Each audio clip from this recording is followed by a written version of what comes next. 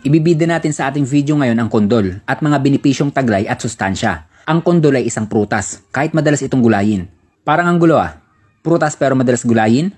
Ang kondol ay parang kombinasyon ng upo at pakwan. Ang katumbas ng pagkain ng buto ng kondol ay para ka na ding uminom ng nabibiling pamurga. Kahit bata at matanda, pwede itong gamiting pamurga. Ang hirap sa pag-ihi dulot ng impeksyon ay nalulunasan din ito sa pag-inom ng katas ng prutas ng kondol. Kasama na dyan ang UTI. Kayang-kaya niya ding alisin ang balisawsaw. Sa matinding pag-ubo, maglaga lang ng buto nito at inumin ang pinaglagaan. Nagagawa din itong palambutin ang ating plema. May mga halaman na nagtataglay ng lason tulad ng tuba-tuba at marami pang iba.